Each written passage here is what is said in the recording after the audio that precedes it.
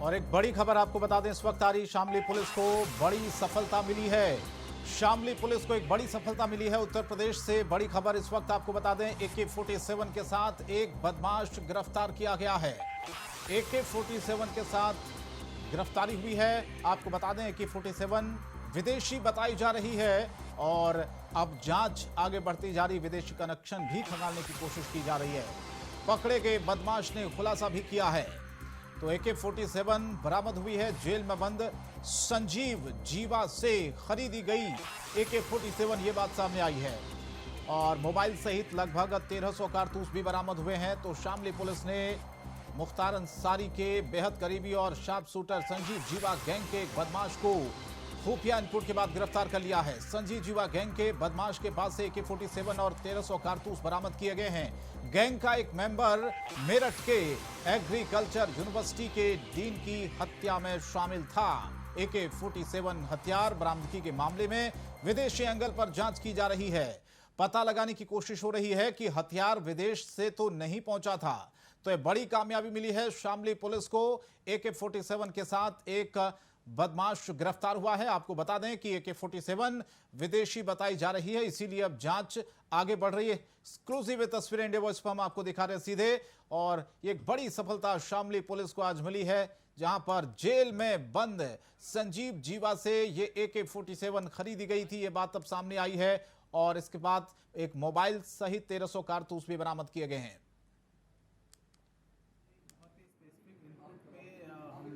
हम लोगों ने एक व्यक्ति को आज गिरफ्तार किया है।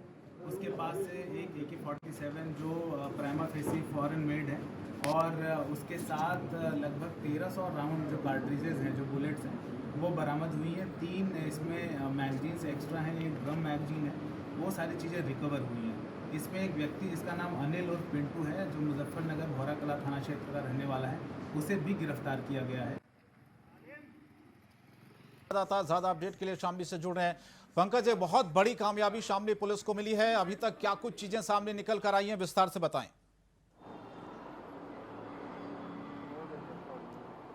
पंकज, आपको आवाज मिल रही है?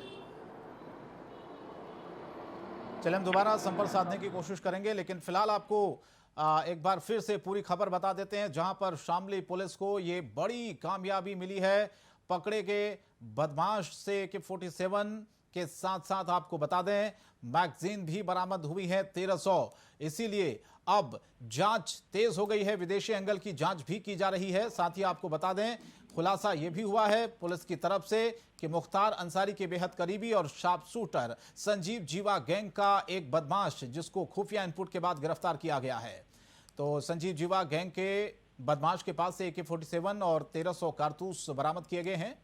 और बता दें आपको, गैंग का एक जो मेंबर है मेरठ के एग्रीकल्चर यूनिवर्सिटी के डीन की हत्या में शामिल है। पंकज, हमारे संवाददाता एक बार फिर से हमारे साथ जुड़े। पंकज, शामली पुलिस को यह बहुत बड़ी कामयाबी मिली है। AK-47 के साथ इस शख्स को गिरफ्तार किया गया है। क्या कुछ चीजें सामने निकल कर आई हैं अभी तक?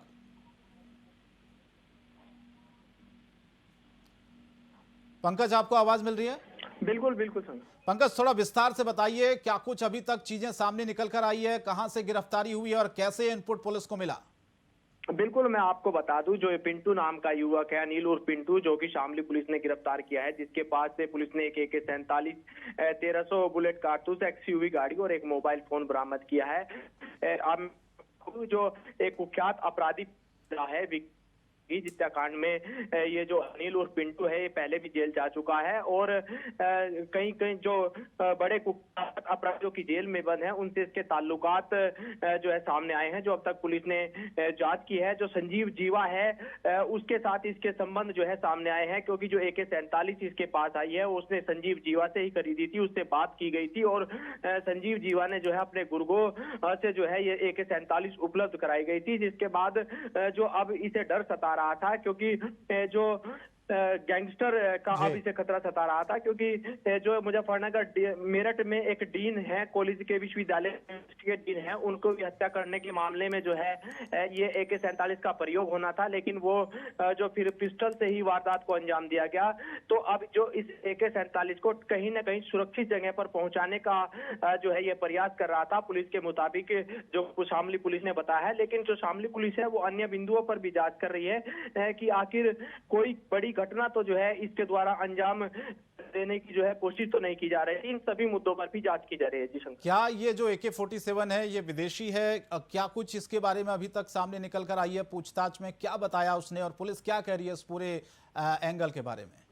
बिल्कुल, जो AK-47 है वो विदेशी है, मेड इन रोमानिया है, जो प्रथम दृष्टया जो है जांच में आया है, जो पुलिस ने बताया है। बाकी पुलिस द्वारा कहा गया है कि जांच आगे भी कराई जाएगी कि आखिर AK-47 आई कहां से। तमाम बिंदुओं पर जांच की जा रही है, क्योंकि जो पकड़ा गया अपराधी है उसने बताया कि गांव में ऐसे ही रोब गालिब करते हुए उनकी जो रंजिश थी वो गांव में और आसपास के क्षेत्र में हो गई थी, जिसके बाद जो धर्मेंद्र किट्ठल का जो राइट हैंड है, जो कि बागपत जिले के बामनोली गांव का रहने वाला है, वो मारा गया था, जिसका शक जो है धर्मेंद्र किट्ठल को हुआ था कि इन लोगों ने उसकी हत्या की थी, जिसके बाद से ही गैंगस्टर की आशंका सता रही थी। और इस बात से भी इनकार नहीं किया जा सकता कि जिस तरीके से AK-47 और भारी मात्रा में मैगजीन और कारतूस बरामद हुए हैं, तो कहीं ना कहीं निकट भविष्य में और भी जो है गैंगस्टर की वारदात हो सकती है, और भी जो हथियार हैं वो कहीं ना कहीं इन लोगों के द्वारा शामली या आसपास के जनपद में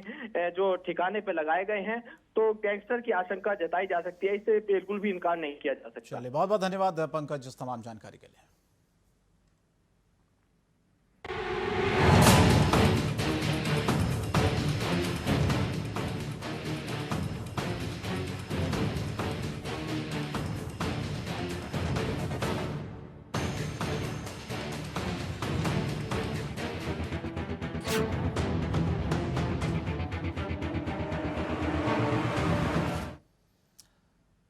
नमस्कार, मैं हूं शंकर दत्त पंत। आज बात करेंगे गोरखनाथ मंदिर पर हुए इस हमले की, क्योंकि गोरखनाथ मंदिर हमले के आरोपी अहमद मुर्तजा अब्बासी को लेकर पुलिस जांच जैसे जैसे आगे बढ़ती जा रही है, वैसे वैसे नई बातें सामने निकल कर आ रही है। जांच में ऐसे तथ्य सामने आए हैं कि अधिकारियों के होश तक उड़ गए हैं। इंटरनेट और सोशल मीडिया का माहिर मुर्तजा कुछ प्रतिबंधित साइट से भी जुड़ा हुआ था। मुर्तजा उनकी गतिविधियों में कितना संलिप्त था, टीम इसकी भी जांच कर रही है। ATS और पुलिस की टीम 24 घंटे से मामले की जांच कर रही है। इस दौरान आरोपी मुर्तजा के पास से अरबी भाषा में लिखी किताबें और लैपटॉप में जाकिर नाइक के वीडियो भी मिले हैं। पूछताछ पता चला है कि आरोपी महाराजगंज और नेपाल के मदरसों में भी जाता था। मुर्तजा के मददगार लोगों की धरपकड़ जारी है। उधर यूपी पुलिस कह रही है कि इस पूरे मामले में आतंकी साजिश से इनकार नहीं किया जा सकता। ADG law and order Prashant Kumar ने बाकायदा दावा किया है कि इस हमले की जांच में जुटी ATS और STF की टीम को कई सनसनीखेज दस्तावेज मिले हैं। तफ्तीश में बड़ा खुलासा हुआ है कि आरोपी अहमद मुर्तजा अब्बासी कट्टरपंथी बनने की ऑनलाइन ट्रेनिंग ले रहा था। वो खुद को धर्म के नाम पर कुर्बानी देने वाला समझने वाला था। पता यह भी चला है कि हाल ही के दिनों में अब्बासी नेपाल, कोयंबटूर और तमाम ऐसी जगहों पर लुम्बिनी भी गया था, जिसके पास से कई बैंकों के ATM कार्ड भी मिले हैं। उर्दू में लिखा साहित्य भी उसके पास मिला था। तो ये कुल मिला के अब धीरे धीरे जो जांच है वो आगे बढ़ती जा रही है। इसमें कई सारे जो कनेक्शन हैं वो सामने निकल कर आ रहे हैं। ऐसे में कई सारे सवाल सामने आ रहे हैं, क्योंकि जिस तरह से पुलिस जांच कर रही है और उसके बाद लगातार जो पूछताछ सामने आई है, उसमें जो चीजें सामने आई हैं उसने सभी को हैरान कर दिया है। क्योंकि कई सारे सवाल जब उससे पूछे गए थे, उन सवालों के बाद उसने जो जवाब दिए हैं उसने सबको चौंका दिया। अखंड प्रताप शाही हमारे संवाददाता लखनऊ से हमारे साथ जुड़ रहे हैं। इसके अलावा हमारे साथ विवेक कुमार हैं जौनपुर से, संजय दबे संवाददाता गांधीनगर से। सबसे पहले मैं आप ही के पास आता हूं, आप लखनऊ का रुख कर लेते हैं। अखंड, ये तमाम खुलासे अब धीरे धीरे हो रहे हैं इस पूरे मामले पे। अखंड, आपको मेरी अगर आवाज आ रही है? क्योंकि लगातार जिस तरह से जांच आगे आगे बढ़ती जा रही है, एक के बाद एक खुलासे हो रहे हैं और इससे मुर्तजा से कई सारे जो सवाल पूछे हैं उसमें एक दो सवाल अगर मैं आपको कहूं कि उससे पूछा गया कि आप मंदिर क्यों गए थे, उसने जवाब दिया कि मुझे अल्लाह की राह में जान देने का मन कर रहा था। इससे समझ में आता कि कितनी कट्टरपंथता उसके अंदर भरी हुई थी, कितनी घृणा उसके अंदर भरी गई थी। बहुत सारे सवाल उससे पूछे गए, यह भी पूछा गया सिपाहियों पर हमला क्यों किया आपने, तो वो कहता कि मुझे देखकर वो लोग घूर रहे थे जिससे मुझे गुस्सा आ गया। अभी तक इन तमाम पहलुओं की जांच हो रही है, पूछताछ हुई है। क्या कुछ फिलहाल ताजा अपडेट अखंड आप बता पाए तो? देखिए, ताज़ा अपडेट जो है वो जो मुर्तजा अब्बासी है उसके खिलाफ जो जांच है उसको और तेज़ किया जा रहा है। उसके अब तक जो भी रिलेशंस रहे हैं, उसकी एक तलाकशुदा पत्नी है जो गाज़ीपुर में रहती है, वहाँ भी पुलिस पहुंची है, वहाँ भी जांच और पड़ताल शुरू हुई है। क्या उसका मिजाज रहा है, किस तरीके के लोगों से वो बात करता था, कौन कौन लोग थे उसके संपर्क में जिनसे वो ज़्यादा बात करता था, या वो घर पे आते थे, या किस तरीके से वो किन किन जगहों पे जाता रहता था। इन सारी चीज़ों की डिटेल और इनपुट जो है वो उससे जुटाने की कोशिश होगी। इसके अलावा जो उसके तमाम रिलेशंस जो हैं, जहाँ जहाँ वो गया, जहाँ जहाँ वो रहा, चाहे वो मुंबई हो, चाहे वो महाराजगंज हो, कुशीनगर हो, सिद्धार्थनगर हो, इन तमाम जगहों पे भी छापेमारी हो रही है और अलग अलग जगहों पे अलग अलग लोगों से जिनके वो संपर्क में था सभी से बातचीत और पूछताछ की कोशिश की जा रही है। इसके अलावा जो महाराष्ट्र के जामनगर, गुजरात के जामनगर, कोयम्बटूर और मुंबई तक इस मामले की जांच पड़ताल बढ़ाई जा रही है, इसका दायरा बढ़ाया जा रहा है। क्योंकि कनेक्शन जो पहली नज़र में अब जो इनपुट्स मिल रहे हैं वो कनेक्शन जो मुर्तजा अब्बासी का रहा है वो अंसार गजवायतुल से इसका संपर्क रहा है। और 2 साल पहले लखनऊ में प्रेशर कुकर प्रेशर बम के साथ 2 आतंकियों की गिरफ्तारी हुई थी इसी संगठन से, जो कि पूरी तरीके से हिंदुस्तान से ही ऑपरेट हो रहा था। तो उससे जुड़े 2 सदस्यों की गिरफ्तारी हुई थी। उसके बाद से ही ये संगठन ज़्यादातर उत्तर प्रदेश में, अगर ये कहा जाए कि चर्चा में आया था, पहली बार चर्चा में आया था, तो उससे जोड़कर देखा जा रहा है इसको, उसकी भी पड़ताल की जा रही है। इसके अलावा जो तलाकशुदा पत्नी है, गाजीपुर में रहती है, उससे पूछताछ हो रही है। एक इसकी शादी अभी निकट भविष्य में उसकी शादी तय हो रही थी और वो दूसरी शादी जो है वो जौनपुर में होने की बात कही जा रही है। तो वहाँ भी उसके रिश्तेदारों से, जो नए रिश्तेदार बन रहे हैं, उनसे भी पूछताछ के लिए टीम जा रही है। नेपाल में भी इसके कुछ कनेक्शन बताए जा रहे हैं कि ये रहा है और नेपाल से भी इसका जुड़ा रहा है। जो इंटेलिजेंस के जो इनपुट्स हैं उसमें 31 मार्च का जो इनपुट है उसमें 16 जो संदिग्ध हैं, 16 लोगों के बारे में अभी जो बिल्कुल ताज़ा जो अपडेट आई है उसके मुताबिक कहा जा सकता है कि खुफिया एजेंसीज ने 31 मार्च को यूपी पुलिस को भेजे थे 16 प्रोफाइल। उन 16 प्रोफाइलों में महाराजगंज से मुर्तजा के 2 साथी भी हिरासत में ले लिए गए। अभी ये जो ताज़ा अपडेट आई है उसके मुताबिक कहा जा सकता है 16 लोगों में मुर्तजा का नाम भी शामिल था। और इसके अलावा ATS, STF, IB, NIA के अलावा 5 पुलिस टीम अब जांच में, इस पूरे मामले की जांच में जुटती हुई दिख रही है। नेपाल, कोयम्बटूर और लुम्बिनी भी इसके जाने की बात सामने आई है, मुर्तजा के सामने की बात आई है। तो जाहिर सी बात है इसके कनेक्शंस जहां जहां भी रहे होंगे हाल के पिछले कुछ सालों में, कुछ समय में, उसकी एक एक पड़ताल की जा रही है। क्योंकि इसको गिरफ्तारी के समय में, ये जब हमला करने गया था उस समय इसने अपनी मोबाइल का पूरा डेटा डिलीट कर दिया था, पूरा डेटा फॉर्मेट कर दिया था। तो उस डेटा को रिकवर करने की भी कोशिश की जा रही है। लैपटॉप से काफ़ी कुछ जानकारियाँ इकट्ठा की जा रही हैं। इसके अलावा इससे पूछताछ में जो चीज़ें सामने आ रही हैं, किन किन लोगों से ये काफ़ी कुछ लोन वुल्फ टाइप का जो इसका जो अटैक था वो ऐसा महसूस किया जा रहा था। और इसको लेकर ख़ासतौर पे पुलिस अपनी जांच को आगे बढ़ा रही है। जो एजेंसीज हैं, चाहे वो STF हो, चाहे वो ATS हो, वो भी अपनी जांच को आगे बढ़ाती हुई दिखाई दे रही हैं। और चूंकि समेकित रूप में खुद मुख्यमंत्री पहुंचे हुए थे कल गोरखपुर, कल शाम को, परसों की घटना थी, कल शाम को गोरखपुर पहुंचे, वहाँ पे आला अधिकारियों के साथ मीटिंग हुई उनकी, उन्होंने मुलाकात की उन तमाम पुलिस वालों से भी जो घायल थे, तीनों पुलिसकर्मियों से, उनसे उनकी मुलाकात हुई। वहाँ पे भी उन्होंने पूरी जानकारी लेनी चाहिए, सारी बातों को समझा, उनको लिए इनाम भी घोषित किया, पुरस्कार राशि भी घोषित की। लेकिन इन सारी चीज़ों के बीच में जो मुख्यमंत्री का स्पष्ट निर्देश था, वो निर्देश यही है कि किसी भी तरीके से कोई सौहार्दपूर्ण माहौल को कहीं कोई खतरा ना बनने पाए, किसी तरीके की कोई इस तरीके की घटना सामने ना आने पाए कि जिससे लोगों को ये लगे कि वो डर में जी रहे हैं या उनके लिए माहौल ठीक नहीं है। तो इन सारी चीज़ों की व्यवस्था की जाए। साथ में जो भी पूजा के जो पूजा या आध्यात्म से जुड़ी हुई जो बिल्कुल, संस्थाएं ये हैं, जो तमाम मंदिर, पहलू मस्जिद जिसकी जांच या अखंड गिरजा हो रही है उनके लिए और विशेष बहुत सारी चीजें और खुलकर मुझे लगता है कि सामने आएंगी। विवेक कुमार हमारे संवाददाता जौनपुर से जुड़े हुए हैं हमारे साथ। विवेक, जौनपुर कनेक्शन थोड़ा सा बताइए, अभी तक क्या कुछ चीजें सामने निकल कर आई हैं?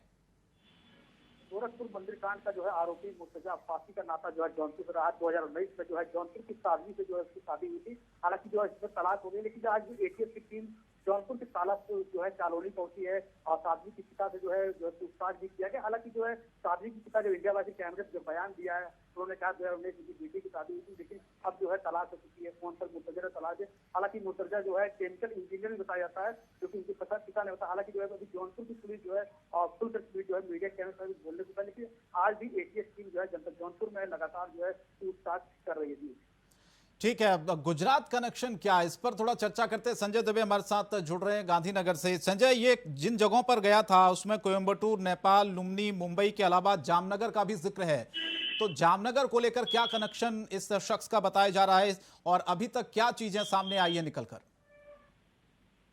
बिल्कुल शंकर, अगर बात की जाए तो जिस प्रकार से इतनी बड़ी घटना और उसके बाद उसकी जांच, हालांकि सभी जांच एजेंसियां उसके ऊपर जुटी हुई है, जिस प्रकार से इंटेलिजेंस का जो रिपोर्ट थे उसके आधार पर ये जो उसकी इंक्वायरी चल रही है, कहीं ना कहीं अगर गुजरात की बात करें तो गुजरात के जामनगर तक उसके जो कनेक्शन है वो सामने आए हैं। अभी तक गुजरात एटीएस की बात करें तो गुजरात एटीएस की एक टीम जो यूपी गोरखपुर के लिए रवाना होगी, लेकिन उसके लिए यूपी पुलिस के साथ अभी बातचीत चल रही है गुजरात एटीएस की। और उसके साथ साथ गुजरात एटीएस की एक खासियत रही है, कहीं ना कहीं जब भी कोई भी बड़ा साझीदार या तो कहीं ना कहीं बड़ा आरोपी जब सामने आता है तो उसकी तह तक जाती है, तो कहीं ना कहीं गुजरात एटीएस भी उसमें लगी है। जिस प्रकार से ये जो इंटेलिजेंस रिपोर्ट्स के आधार पर जिस प्रकार से कहा जा रहा है कि ये जो आरोपी था वो पूरी तरह से जो एक्टिव इस प्रकार से था कि जिस प्रकार से वो सारी टेक्निक का जो वो जानकार था और वो अपनी जानकारी को लेकर इस प्रकार उन्होंने हमला किया, तो कहीं ना कहीं जिस प्रकार से एक के बाद एक कड़ी जुड़ती जाएगी, साथ में गुजरात कनेक्शन जो है उसके अंदर भी इंक्वायरी होकर जिस प्रकार से गुजरात की टीम, यहाँ से गुजरात एटीएस की टीम उत्तर प्रदेश आएगी और उसके साथ जिस प्रकार से उनकी इंक्वायरी होगी, उनकी पूछताछ होगी, उसके बाद जो पूरा रहस्य है वो सामने आएगा। अखंड, ये थोड़ा सा आपसे और समझना हम चाहते हैं, क्योंकि जिस तरह से ये जो शख्स ये जाकिर नाइक को फॉलो करता था और जहां पर लगातार हम गोरखपुर की अगर हम बात करते हैं तो हमेशा से आतंकियों के निशाने पर हो रहा है। गोरक्षनाथ मंदिर की अगर हम बात करते हैं तो मुख्यमंत्री का यहां पर आना जाना लगा रहता है। इस पूरी घटना के बाद किस तरह से वहां पर सुरक्षा व्यवस्था चौकन्नी की गई है? देखिए, सुरक्षा व्यवस्था पूरी तरीके से अब चाक चौबंद जरूर की जा रही है, पहले से भी चाक चौबंद रही है, लेकिन इन सारी चीज़ों के बीच में जब मुख्यमंत्री रहते हैं तब सुरक्षा व्यवस्था एक अलग तरीके से मुस्तैद दिखाई देती है, और जब मुख्यमंत्री नहीं रहते तो सामान्य तरीके से जो सुरक्षा व्यवस्था है उसको देखा जाता है वहाँ पे। तो चूंकि जब घटना हुई, जिस तरीके से वो जब 2 दिन पहले हमला किया वहाँ पे तो सुरक्षा कर्मियों के ऊपर, तो वो पूरा उस समय मुख्यमंत्री लखनऊ में थे, बल्कि यूं कहा जाए कि मुख्यमंत्री श्रावस्ती में थे और प्रदेश के दौरे पे थे।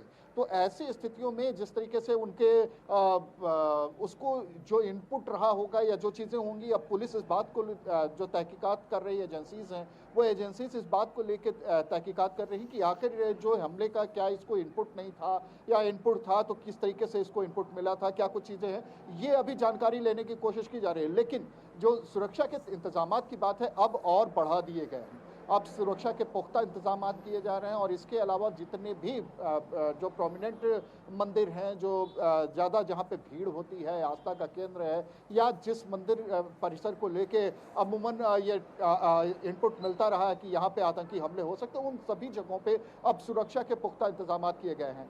तो अब 2006-07 की घटना जो थी कि 4-5-6 की घटना जब जी वाराणसी में जो हमला हुआ था, उस समय संकट मोचन मंदिर वगैरह की जो जिस तरीके से हमले हुए थे, तो अब उन सभी जगहों की भी सुरक्षा व्यवस्था को बढ़ाने की बात हो रही है। तो ये पूरे प्रदेश के सुरक्षा को खास तौर पे अलर्ट पे रखने की बात तो मुख्यमंत्री ने स्पष्ट कहा था कि चूंकि रमजान का महीना चल रहा है और नवरात्रि के समय चल रहा है, इस समय विशेष रूप से ध्यान बरतने की जरूरत है, अलर्ट पे रहने की जरूरत है। तो ये जो अलर्ट है, ये अलर्ट पहले से जारी कर दिया गया है। इसके अलावा जो इनपुट्स हैं वो सारे इनपुट्स को अब एक सीक्वेंस में लाके समझने की कोशिश की जा रही है। जो इंटेलिजेंस है, इंटेलिजेंस अलग अलग तरीके से इसको तहकीकात कर रहा है, उसके एनालिसिस कर रहा है, और जो भी संदिग्ध हैं या जो लोग पहले से ही इंटेलिजेंस के रडार पे हैं, उनकी बारीक निगरानी होनी शुरू हुई है, चाहे वो सर्विलांस के जरिए हो या फिर जो भी लोकल इंटेलिजेंस हो उनके जरिए।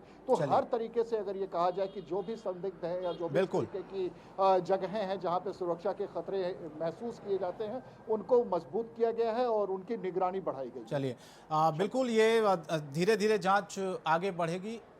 और फिलहाल आपका बहुत बहुत धन्यवाद विवेक, और संजय देवे आपका भी बहुत बहुत शुक्रिया, क्योंकि लगातार इस पूरे हमले की अगर हम बात करें, गोरखपुर में जिस तरह से पहले भी लगातार आतंकियों के निशाने पर रहा है, और जिस तरह से ये कल हमला हुआ, पूरा आपने देखा होगा 34 से 35 सेकंड का पूरा वीडियो, पूरी अफरा तफरी का माहौल वहां पर हो गया था। और क्योंकि जहां पर ये पूरा हमला हुआ, गोरक्षपीठ काफी प्रसिद्ध अहम स्थान है, आप जानते हैं, और मुख्यमंत्री का लगातार वहां पर आना जाना रहता है। और मान लीजिए कि अगर वो अंदर प्रवेश कर जाता तो वहां पर जो लोग दर्शनार्थी, उनको क्षति पहुंचा सकता था। इसीलिए अब लगातार एक के बाद एक पहलू जो कि जांच इस पूरे मामले पर आगे बढ़ रही है।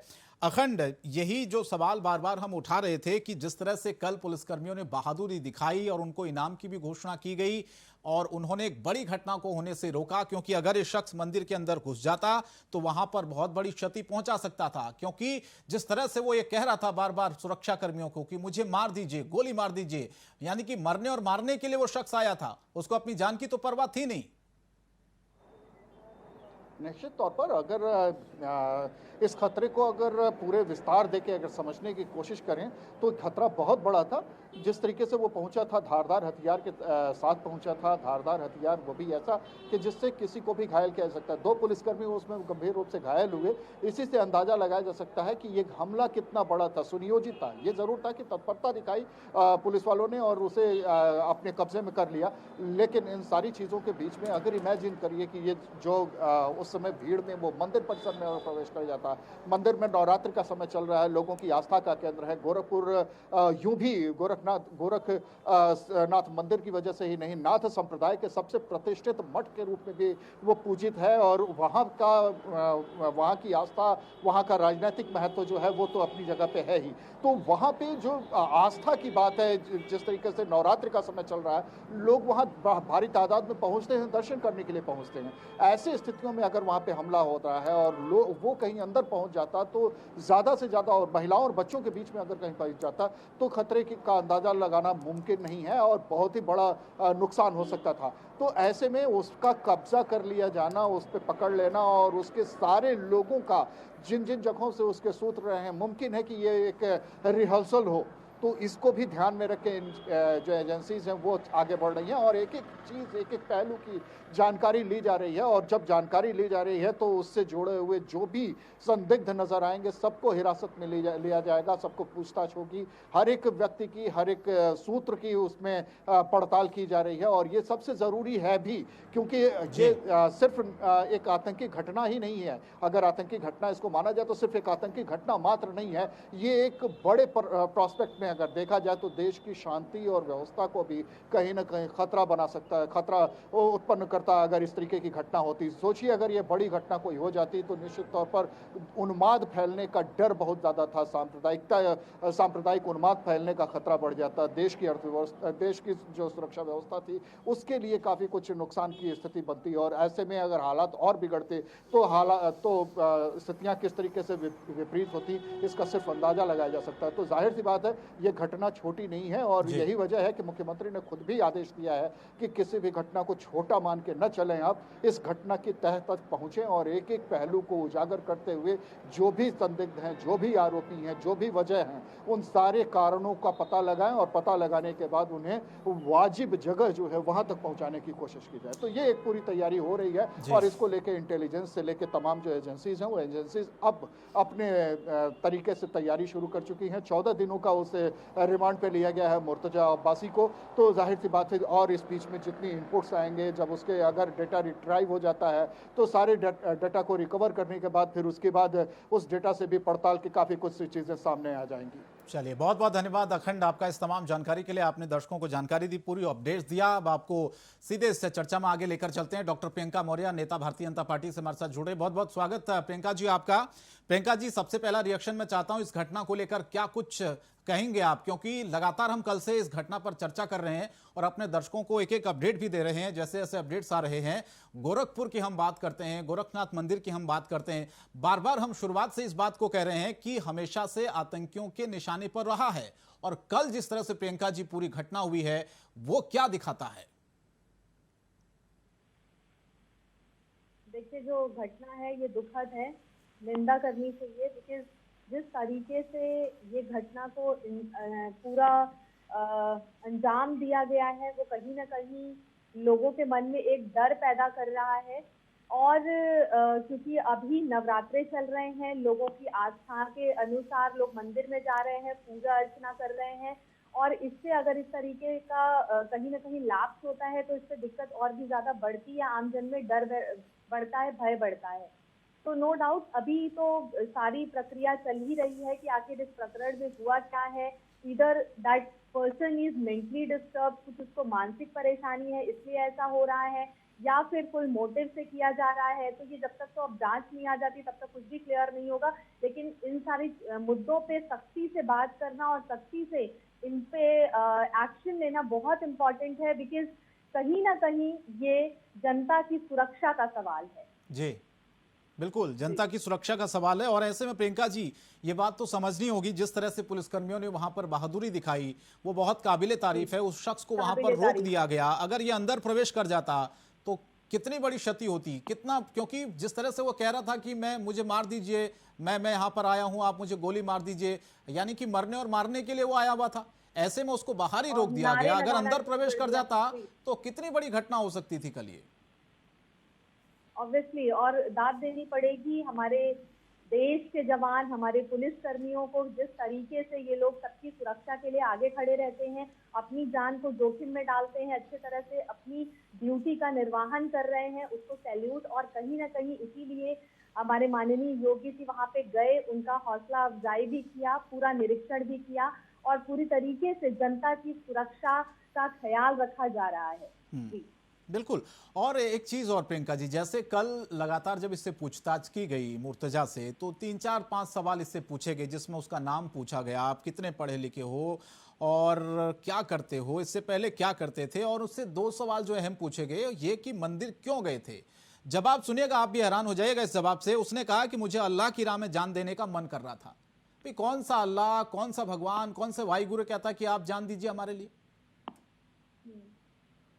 बिल्कुल सही तो बात सवाल है। फिर कट्टरपंथी का आ जाता है। इतनी कट्टरता प्रियंका जी कहां से आ रही है? क्या, कौन से वो संगठन है जो ऐसे लोगों को शरण दे रहे हैं, ऐसे लोगों को ट्रेनिंग दे रहे हैं, इनका माइंड वॉश कर रहे हैं? बहुत जरूरी है ऐसे लोगों पे नकेल कसना। जब उनको डर ही नहीं रहेगा कॉन्स्टिट्यूशन का, तो इस तरह की हरकतें लोग करते रहेंगे। वो कोई भी धर्म का हो, धर्म के अंदर सबसे बड़ी जो चीज आती है वो आती है मानवता। और मेरे हिसाब से मानवता के अनुसार कोई भी कार्य करना चाहिए।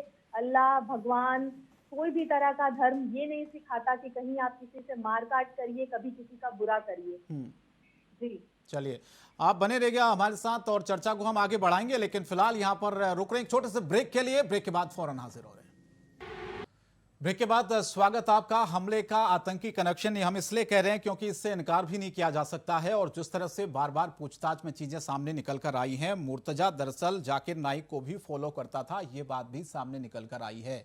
और भी कई सारी चीजें इसमें हैं, धीरे धीरे वो क्लियर होंगी। और डॉक्टर प्रियंका मौर्य लगातार हमारे साथ बनी हुई है, भारतीय जनता पार्टी की नेता है।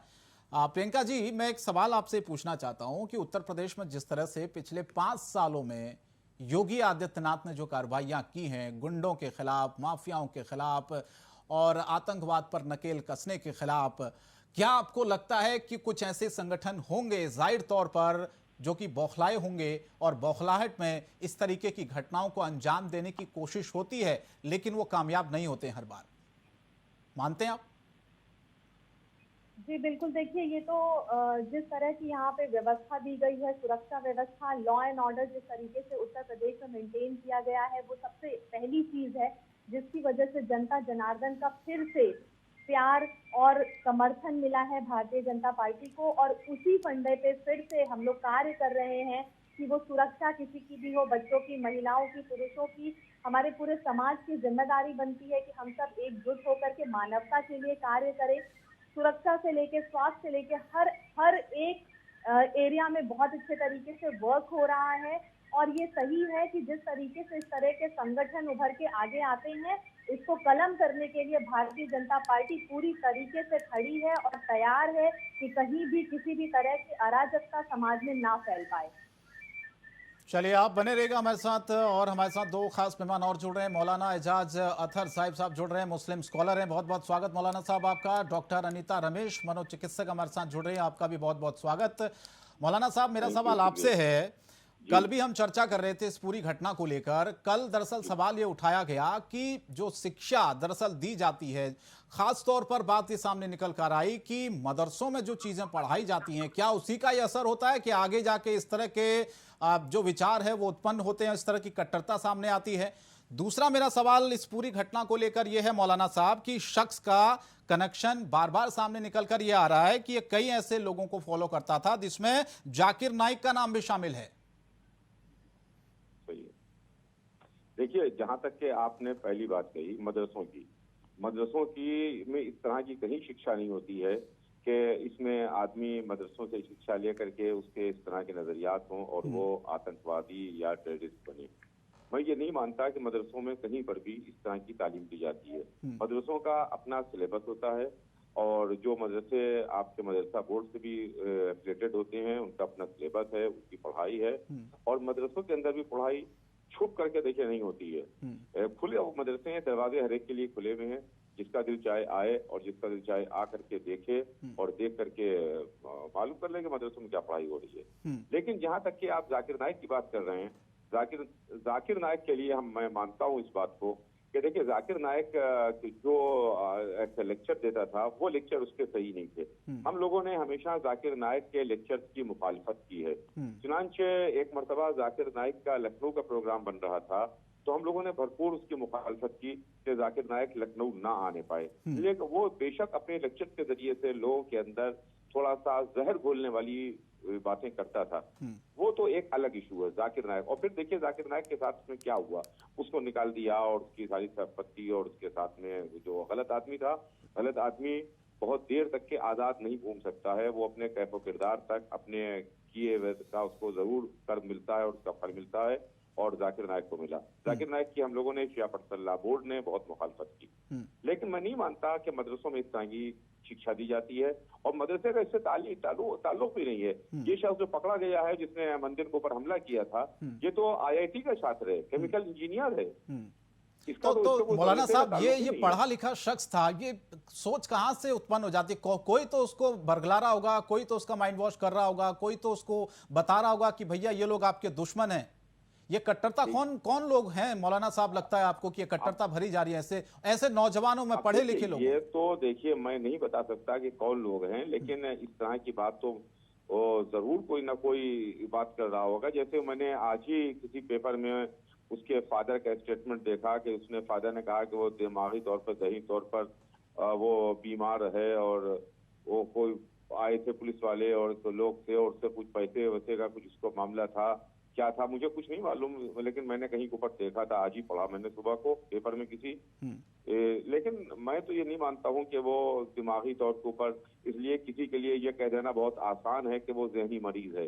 कोई जहनी मरीज, ये जहनी मरीज कोई नहीं होता। अगर जहनी मरीज है तो फिर गलत बात है। आप पढ़ कैसे रहे, इंजीनियरिंग की तालीम कैसे हासिल कर रहे हैं, इतने बड़े इंस्टीट्यूशन के अंदर आप IIT के अंदर कैसे हैं, ये गलत बात है। लेकिन कहीं ना कहीं से तो जरूर गाइड हो रहा है, और हम लोग देखिए बराबर इस तरह की मांग करते हैं। हमने भारत सरकार से हम 2005 से मांग करते चले आ रहे हैं कि आप इस तरह के जो ऑर्गेनाइजेशंस हैं, इस तरह के जो लोग हैं, उनकी वो आप चिन्हित कीजिए, उनको आप बैन लगाइए उनके ऊपर, कि जो बहुत ही धार्मिक इस तरह की बातें पैदा कर देते हैं कि जिससे कट्टरपंथी आ जाती हैं, यानी जो एक्सट्रीमिस्ट लोग हैं उनको आप बैन कीजिए। इस तरह के एक्सट्रीमिस्ट जो ऑर्गेनाइजेशंस हैं उनको आप बैन कीजिए। मगर हम आवाज तो उठा सकते हैं, अपनी बात कह सकते हैं आवाज उठा करके, उसको ऊपर अमल करना या ना करना ये तो सरकार का काम है। ठीक है, हम आप उसके खिलाफ आवाज उठा सकते हैं। ठीक है, आप बने रहेगा मौलाना साहब। डॉक्टर अनीता रमेश, आप मनोचिकित्सक हैं। अनीता जी, क्या लगता है आपको इस पूरी पिक्चर को देखकर? कल जिस तरह से पूरी घटना हुई, आपने देखा होगा पूरा वीडियो, और लगातार इस पर अब जांच हो रही है, पूछताछ भी हो रही है। जैसे कि मौलाना साहब ने बताया कि उनके पिता का ये कहना है कि वो दिमागी तौर पर थोड़ा सा ठीक नहीं है, लेकिन एक पढ़ा लिखा ग्रेजुएट एक लड़का, वाकई में अगर उसकी दिमागी हालत ठीक नहीं होती तो आईआईटी में नहीं जाता, पढ़ाई नहीं करता, और अब जाकर आप ये देखिए किस तरह से उसने इस पूरी घटना को अंजाम दिया। तो ये आपसे समझना चाहता हूं मैं, अनीता जी, ये वाकई में आपको लगता है कि एक पढ़ा लिखा शख्स इस तरह की हरकतें कर सकता है? और खासतौर पर उससे जो सवाल पूछे गए, उसके बाद मैं चाहूंगा इस पर आप जवाब दें। उससे पूछा गया कि सिपाहियों पर हमला क्यों किया, वो कहता कि मुझे देखकर वो घूर रहे थे, मुझे गुस्सा आ गया। क्या वाकई में ये एक ऐसी मानसिकता तक पहुंच गया है एक शख्स की, उसको जो भी दिख रहा है मरने मारने पर उतारू हो गया है? देखिए, जो हमारे पास इंफॉर्मेशन है पब्लिक डोमेन में, उसमें दिखाई देता है कि ये गहरा अटैक था कल जो हुआ था। यानी वो केमिकल इंजीनियर है आईआईटी से, और रिपोर्ट्स में पहले भी कुछ आया था कोई he was suffering from mental disease. तो अभी बैठ करके यहाँ पे बता नहीं सकते, बिकॉज मेंटल डिजीज कई तरीका का होता है।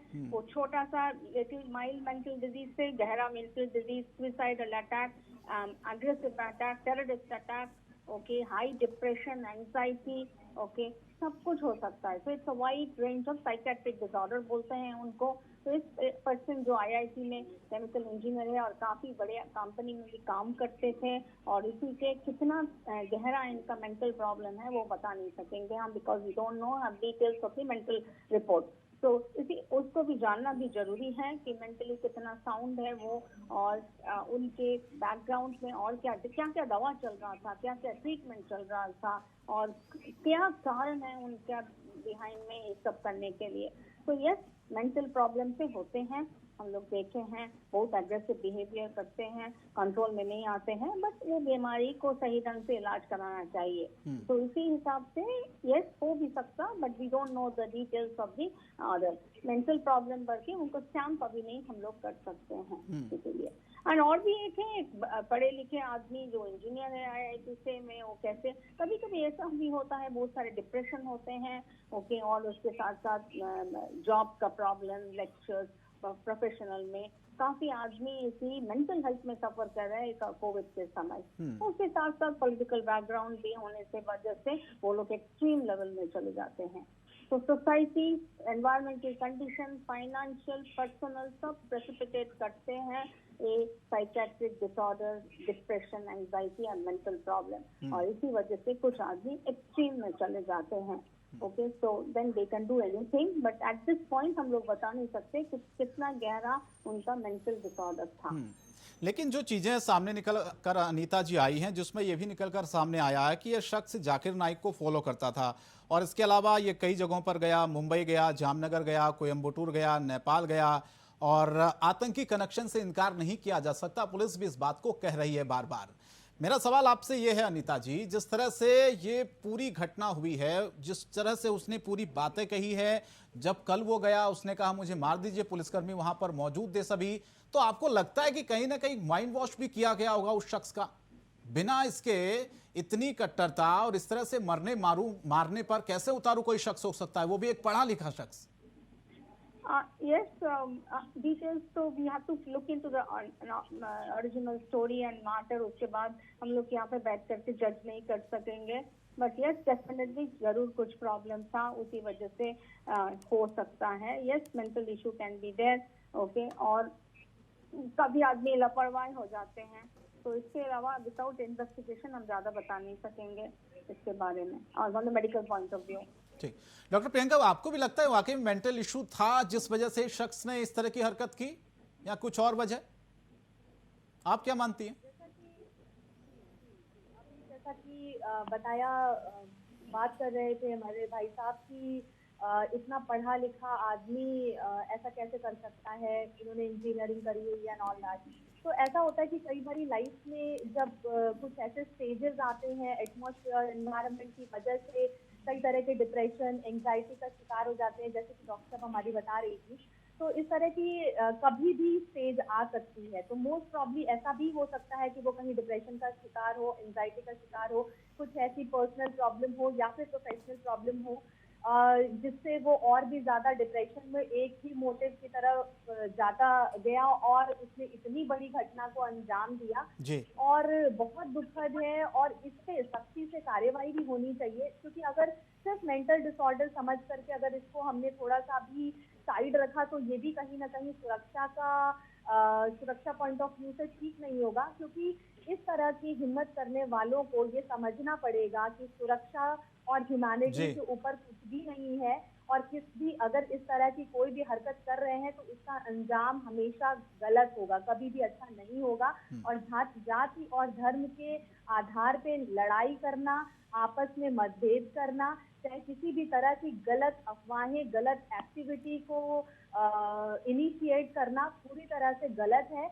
और being a doctor and being a politician I would say कि अभी तो इन्वेस्टिगेशन कंटिन्यू है, हमें वेट करना होगा, देखना होगा, क्योंकि इन्वेस्टिगेशन जारी है, उसमें ठीक तरीके से निकल के आएगा। क्योंकि इस पर्सन की जो हरकत है इससे पहले भी कई बार हो चुकी है, इससे पहले भी ये कहीं टंकी पे चढ़ गया था और वहां से बहुत नारे लगाने के लिए कुछ ऐसा कर रहा था तो इसको नीचे उतारा गया बड़ी बड़ी मुश्किल से, और इस तरह की कई एक्टिविटीज इसने की हैं, ऐसी गतिविधियों में ये पाया गया है। तो इसको यहाँ स्टॉप करना जरूरी है, बिकॉज ऐसे लोग समाज के लिए कहीं ना कहीं थ्रेट बनते जाएंगे।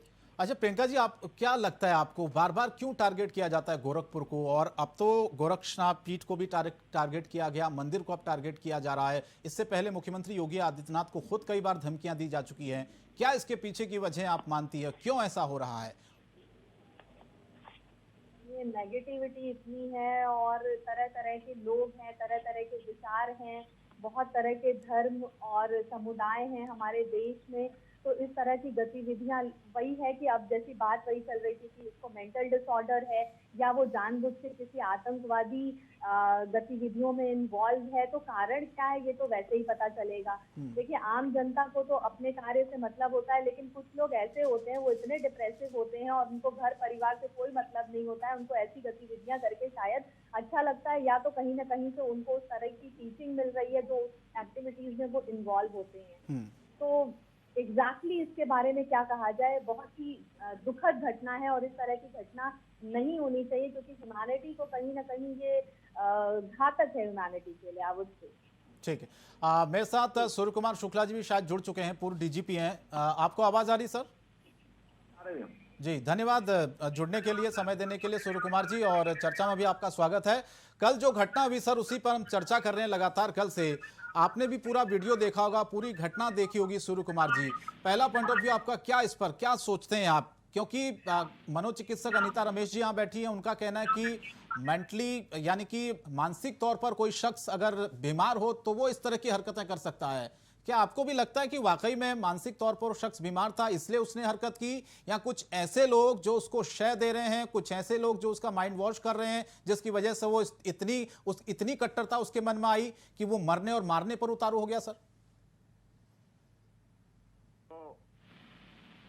हेलो जी, सूर्य कुमार जी आवाज आ रही है? जी जी, आ रही है।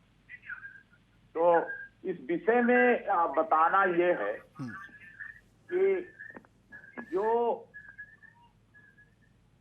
ये हमला होने की घटना हुई है बहुत ही निंदनीय है, बहुत ही शर्मनाक है, लेकिन पुलिस के नजरिए से ये बात बिल्कुल अनुमानित है, एक्सपेक्टेड है कि क्योंकि जब से दोबारा माननीय मुख्यमंत्री जी योगी जी बने हैं उत्तर प्रदेश के, तब से तमाम जो जिहादी संगठन है आईएसआई और पाकिस्तान से प्रेरित जी, वो उनको मारने के लिए, उनको नुकसान पहुंचाने के लिए, मंदिर को नुकसान पहुंचाने के लिए, खास तौर से गोरखनाथ मंदिर के कई दुश्मन पैदा हो गए जी। इसलिए पुलिस को विशेष रूप से वहां सुरक्षा की जो व्यवस्था होती थी उसको और अपग्रेड करना पड़ेगा, और वो कर भी रहे हैं। पुलिस के अधिकारी बहुत प्रशंसा का काम किया है, पुलिस के पीएसी के जवानों ने, उनको सरकार ने 5-5 लाख रुपए का इनाम भी दिया।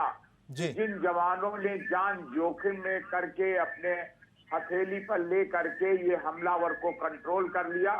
मुझे तो पूरी आशंका अपने अनुभव के आधार पर यह है जी। कि ये या तो और बड़ी घटना का रिहर्सल करने का प्रयास है और या तो संभव है कि इस आदमी के पीछे कुछ और आतंकी आसपास रहे होंगे जी। और इसको पहले फ्रंट मैन की तरह आगे भेजा गया कि वो बांका मार के राइफल छीनने की कोशिश करेगा।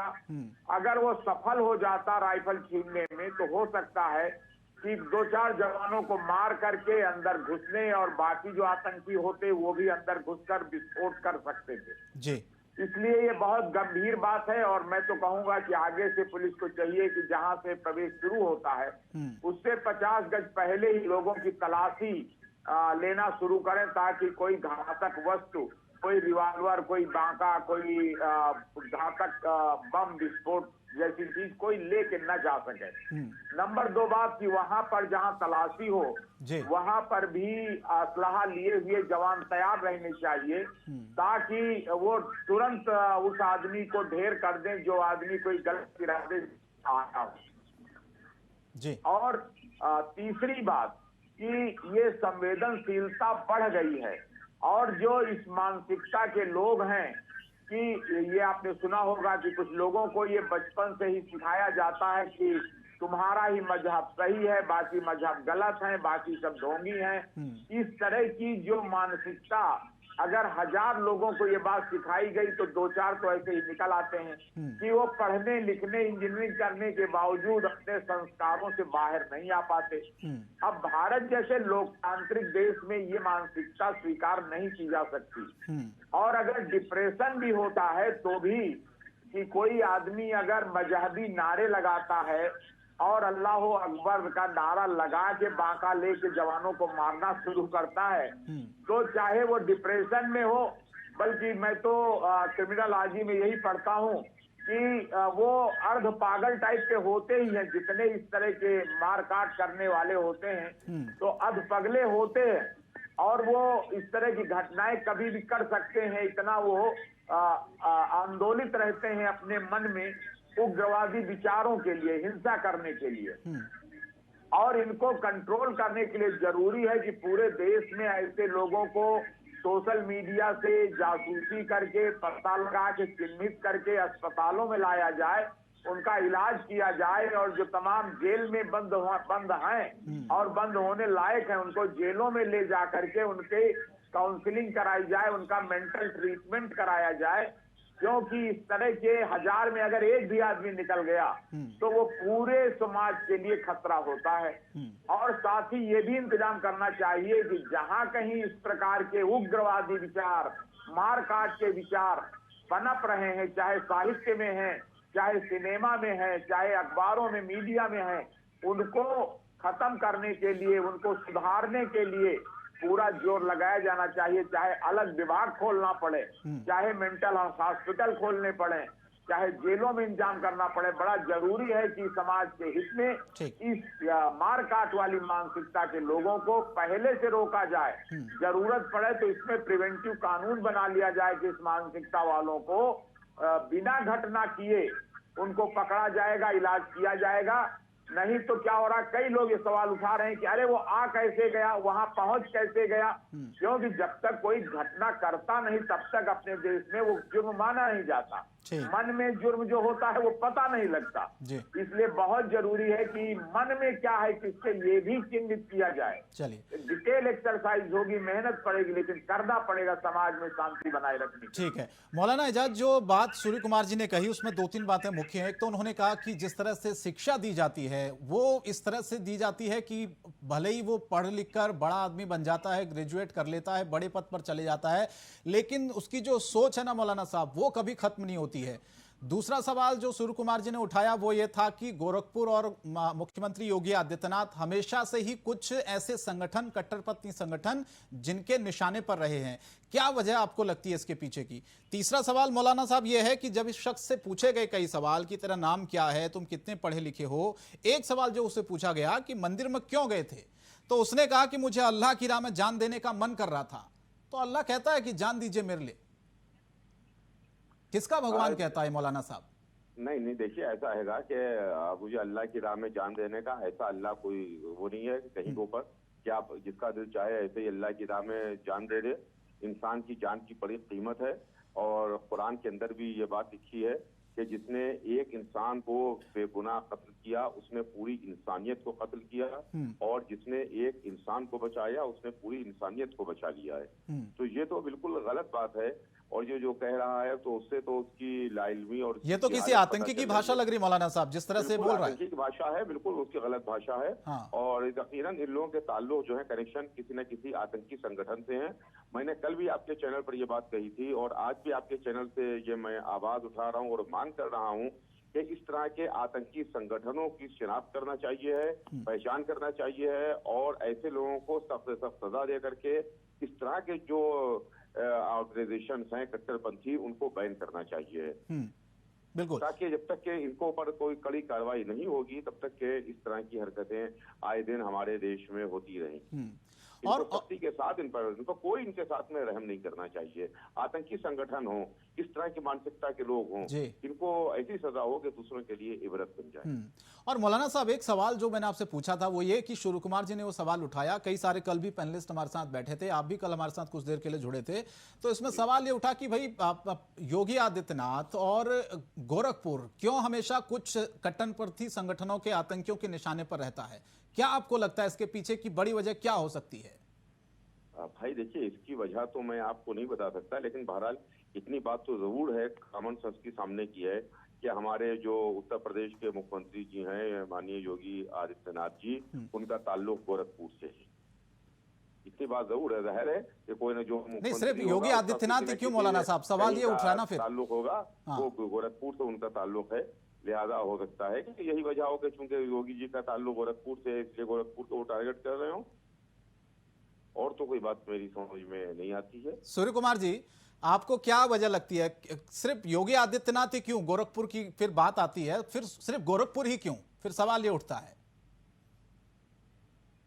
सब जानते हैं कि माननीय मुख्यमंत्री जी लगातार ये प्रयास कर रहे हैं कि जो सनातन धर्म प्राचीन भारत में जो गरिमा गौरव इस देश की थी उसकी फिर से स्थापना हो, देश उस तरह से तरक्की करे और उन सांस्कृतिक और धार्मिक जीवन मूल्यों जिनको तमाम हमलावरों ने नष्ट कर दिया था, चाहे वो देश की भाषा हो, चाहे जीवन मूल्य हो, चाहे संस्कृति हो, चाहे शिक्षा प्रणाली हो और चाहे मजहब हो, तमाम लोगों को पूरा इतिहास गवाही है कि तमाम लोगों को डरा करके, तलवार के डर से, जागीरों का लालच देकर उनका धर्म परिवर्तन करा दिया गया था।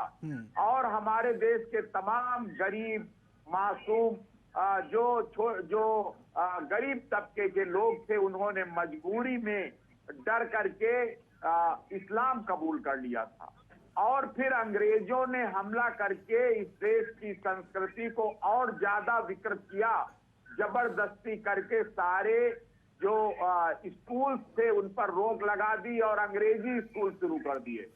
तो भारतीय संस्कृति की पुनः स्थापना करने के लिए जो कोशिश कर रहे हैं माननीय योगी जी, वो बहुत से लोगों को वो खलता है। नहीं चाहते कि फिर से ये इस देश में जो गुलामी के तमाम निशान पड़े हुए हैं उनको जो वो खत्म करने की कोशिश कर रहे हैं और राजी कर रहे हैं कि हिंदू मुसलमान। जी जी जी बिल्कुल, वजह जो भी रहे सूर्य कुमार जी, लेकिन साफ जाहिर है ऐसे जो तत्व हैं जो ऐसी हरकत कर रहे हैं उनको सीधे मुंह तोड़ जवाब दिया जा रहा है, उनकी जो साजिश है उसको नाकाम किया जा रहा है। बहुत बहुत धन्यवाद प्रियंका जी आपका हमारे साथ जुड़ने के लिए, मौलाना एजाज साहब आपका भी बहुत शुक्रिया, सूर्य कुमार जी शुक्रिया आपका, डॉक्टर अनीता रमेश आप भी हमारे साथ जुड़ी, आप सभी ने वक्त दिया, बहुत बहुत शुक्रिया इस चर्चा में शामिल होने के लिए। लेकिन फिलहाल जांच हो रही है, जांच के बाद धीरे धीरे कई ऐसे खुलासे भी सामने आएंगे। फिलहाल इस बड़ी बहस में इतना ही। इंडिया वॉइस पर खबरें जारी हैं। नमस्कार।